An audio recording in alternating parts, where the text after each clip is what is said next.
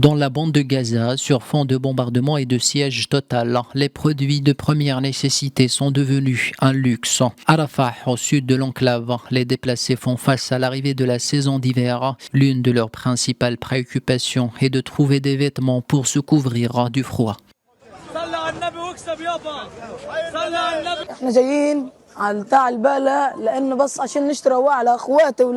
Nous sommes venus ici pour acheter des vêtements d'hiver d'occasion pour mes frères.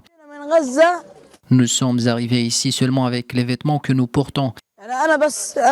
Voir mes frères vêtus de vêtements déchirés me touche profondément. Il m'arrive de pleurer en leur donnant mes propres vêtements pour se réchauffer.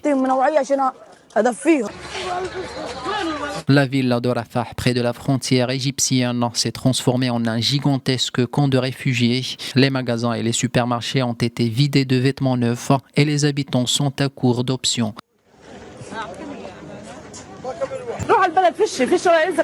Nous manquons de vêtements et nous n'avons pas les moyens de les acquérir. Les habits de mes proches sont très usés. Je me vois contraint de les laver le soir pour leur permettre de les porter le matin.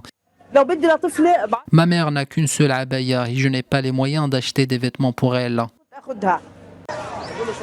La guerre a poussé sur les routes environ 80% des 2,4 millions de Gazaouis. D'après l'ONU, Rafah est devenue la ville la plus dense de Gaza avec 12 000 personnes par kilomètre carré. L'activité dans ces camps de réfugiés est entièrement tournée vers la survie.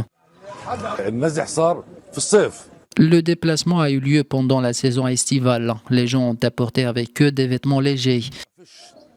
Maintenant, avec l'arrivée de l'hiver et les basses températures, l'approvisionnement en nouveaux vêtements en provenance de l'étranger est limité. Les friperies deviennent ainsi la seule option disponible.